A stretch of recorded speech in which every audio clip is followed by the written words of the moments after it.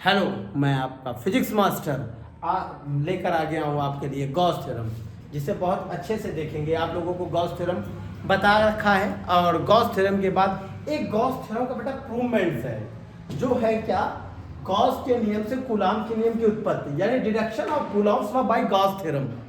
Gauss theorem से जो coulomb law बनेगा उसके लिए बात करते हैं ये थ्योरम। एक्चुअल में इसमें थ्योरम चैप्टर में बेटा ये चैप्टर ही इंपॉर्टेंट है थ्योरम को लेकर। न्यूमेरिकल से ज़्यादा इस चैप्टर के थ्योरम इंपॉर्टेंट है, दो चार न्यूमेरिकल भी इंपॉर्टेंट है जिसके बारे में भी डिस्कस करेंगे, लेकिन थ्योरम इसकी बहुत इंपॉर्टेंट है। आप सभी थ्योरम पर ध्यान देंगे। अगर किसी को कोई भी थ्योरम में दिक्कत है आप मुझे कमेंट्स कीजिए, मैं उस पर पूरा वीडियो बनाऊंगा। अभी फिलहाल मैं ज़्यादा थ्योरम पे नहीं जा रहा हूँ, केवल एक थ्योरम आपके लिए लेके आया हूँ, ये जो कि इंपॉर्टेंट है इसीलिए लेकर आया हूँ। ओके, तो इस बात को समझते हुए देखेंगे बेटा।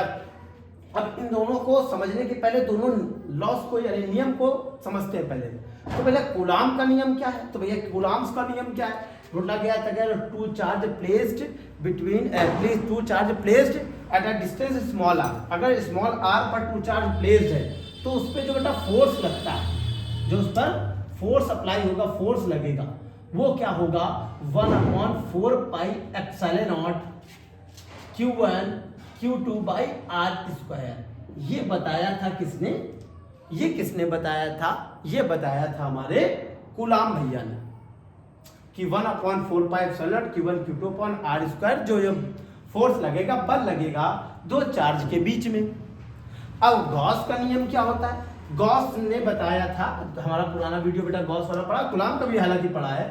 जैसे charge placed inside plus Q, कोई चार्ज किसी सरफेस में प्लस क्यू प्लेस्ड है, तो उस कंडीशन पर उस सरफेस से टोटल जो फ्लक्स निकलेगा, सरफेस से जो टोटल फ्लक्स निकलेगा फाई ई, वो बेटा क्या हो जाएगा, इनसाइड जो चार्ज रखा है, मतलब अंदर जो चार्ज रखा है, उसका एप्सिलॉन नॉट टाइम, यानी 1/, एप्सिलॉन नॉट से भाग कर दो चार्ज में, तो जितना फ्लक्स पास हो रहा होगा सरफेस से, क्लोज सरफेस से, उसके बराबर आ जाएगा। ये है भैया हमारा क्या, कूलाम्स, ये मेरा बेटा क्या गॉस थ्योरम, ये है मेरा कूलाम्स लॉ। इससे ये बनाएंगे, ठीक है। अच्छा, फ्लक्स की बात की जाए तो एक चीज और आपको पता होना चाहिए इसको समझने के लिए, भैया जो फ्लक्स होता है, टोटल फ्लक्स, बोलो जरा सा क्या, total flux, electric flux, total electric flux बेटा क्या होता है, इंट्रीगेशन क्लोज्ड, क्योंकि हम क्लोज्ड की बात करेंगे, क्लोज सरफेस की बात करें, integration closed integration EDA vector. E क्या है, इलेक्ट्रिक फील्ड, डीए क्या है, डीए क्या बेटा, एरिया वेक्टर, क्षेत्रफल सदिश, ठीक है। जिस सदिश से आपको जा रहा होगा उससे, उस पूरे क्लोज सरफेस से जो फ्लक्स निकलता है वो बेटा ये होता है टोटल फ्लक्स। ये बेटा क्या है मेरा टोटल फ्लक्स। ये तीन बातें इस डिडक्शन को यानी कि इस निगमन को, उत्पत्ति को जानने के लिए जरूरी है। कूलाम का नियम और उसके बाद गॉस का नियम और जो टोटल फ्लक्स होता है वही है। आई होप समझ पा रहे होगे। अब इसके बाद भैया हम लोग उत्पत्ति पे आ जाते हैं। तो एक बेटा देखो थ्योरी भी उसमें लिख लेंगे बेटा, पॉजिटिव चार्ज है, place at a distance, place at point O पर रखा है, जिससे बेटा स्मॉल आर डिस्टेंस पर, बेटा स्मॉल आर डिस्टेंस पर कोई P point, small r distance पर क्या है बेटा, पी पॉइंट है, जहां बेटा हम क्या करेंगे, इलेक्ट्रिक फील्ड फाइंड करेंगे, जहां पर इलेक्ट्रिक फील्ड पता लगाना है, जिसके लिए बेटा एक गॉसियन सरफेस यानी गॉसियन पृष्ठ खींच लिया गया, जो बिंदु P से होकर जा रहा है, जिसकी डिस्टेंस बेटा Q से क्या है, Q से बेटा क्या है, स्मॉल आर है। इसी में एक और इस इंप्रूवमेंट बेटा आ जाता है कि किसी आवेशित बिंदु द्वारा उत्पन्न वैद्युत क्षेत्र की तीव्रता, उसका भी डिटेक्शन यानी उसकी भी उत्पत्ति बेटा हम गॉस के नियम से इसी मेथड से कर सकते हैं।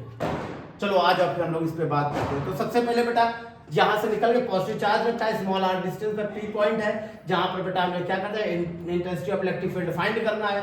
तो मैंने एक गॉसियन सरफेस ड्रॉ कर लिया जो पी पॉइंट से होकर जा रहा है, ठीक है। तो बेटा ये हमारे लिए क्या हो गया, स्फीयर हो गया, क्या हो गया, स्फीयर। तो भैया टोटल फ्लक्स हम टोटल फ्लक्स निकालेंगे, टोटल फ्लक्स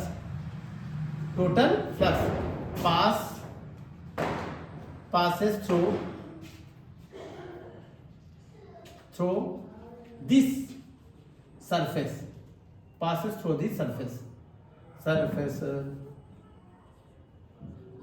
जो बेटा सरफेस से टोटल फ्लक्स पास हो रहा है वो बात की जाए तो या हम ये भी कह सकते हैं फ्लक्स से पास होने वाला कुल विद्युत फ्लक्स। तो विद्युत फ्लक्स फाई इज इक्वल बेटा क्या होता है, फाई इज इक्वल क्या होता है अभी बताया था, क्लोज इंट्रीकेशन EDA। यहाँ एक सरफेस बेटा छोटा सा हमने ले रखा है जिसका बेटा एरिया वेक्टर DA है। एरिया वेक्टर क्या है, DA। दोनों के बीच बेटा कैसा अदिश गुणन यानी कि स्केलर प्रोडक्ट। तो आप जानते हैं क्या जानते हैं कि EDA यानी A डॉट B बोलो A डॉट B बराबर होता है A vector dot B vector बराबर A vector dot B vector is equal AB cos theta. Theta क्या होता है, angle between A and B, A और B के बीच का एंगल। तो भैया यहाँ पर हो जाएगा phi E is equal integration EDA cos theta. दोनों के दोनों सेम डायरेक्शन पे है। कैसे पता लग रहा है, ये पॉजिटिव है, ये बेटा क्या है पॉजिटिव चार्ज है, ये क्या है पॉजिटिव चार्ज। पॉजिटिव चार्ज से इलेक्ट्रिक फील्ड कैसे होती है, बाहर जाती है। क्या जाती है, बाहर। तो बहुत बाहर जो जा रही है, जब बाहर जाए तो वैद्युत क्षेत्र भी उधरी की ओर होगा। और जो बेटा सरफेस एरिया होता है यानी कि क्षेत्रफल सदिश, वो भी क्या होता है सरफेस से क्या हो जाता है बेटा परपेंडिकुलर होता है, यानी दोनों सेम डायरेक्शन पे हो गया। तो यहाँ पर बेटा एंगल क्या बन जाएगा, जीरो। क्या हो जाएगा, जीरो। cos 0 1, cos 0 की वैल्यू बेटा 1 हो गई। इंट्रीकेशन EDA ओके, बात समझ में ये भी आ गई है। तो आगे चलते हैं, समझते हैं। यहाँ पर क्या हो जाएगा फाई E बेटा, फाई E इज इक्वल आप देखेंगे कि फाई E इज इक्वल बेटा क्या है EDA। E क्या है, इलेक्ट्रिक फील्ड। E क्या है बेटा, इलेक्ट्रिक फील्ड। तो E को कर लो बेटा बाहर, क्योंकि ये तो फाइंड करना है हमें। तो E हो गया इंट्रीकेशन DA आ गया। क्या हो गया, DA।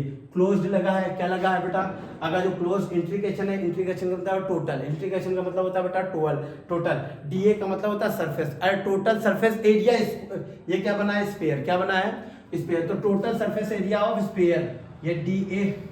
इंट्रीकेशन DA क्या रिप्रेजेंट कर रहा है, total surface area of sphere. ये होता है बेटा 4πr²। तो यहाँ पर रख दोगे phi E is equal E 4πr², 4πr²। By Gauss theorem, Gauss's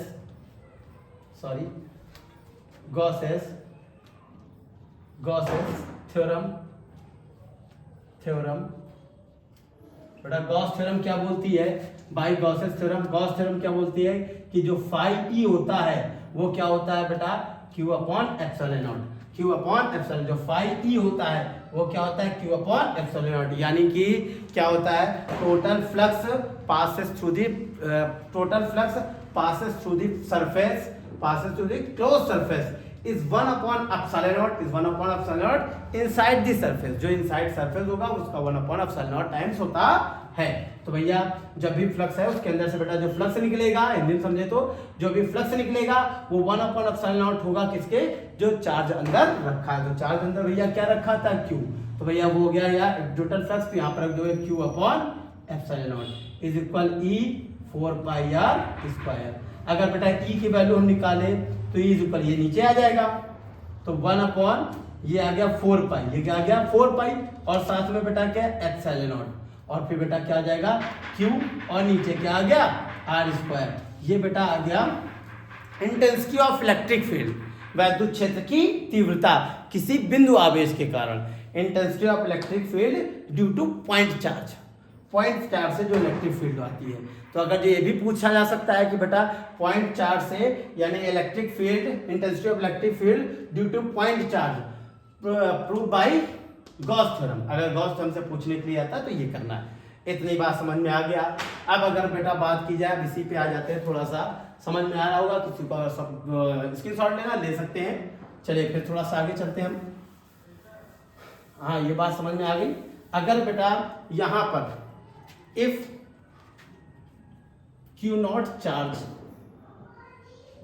charge placed at point P, अगर बेटा Q0 चार्ज कहां पर प्लेस्ड कर दो, P पर। कहां पर प्लेस कर दो, P पर।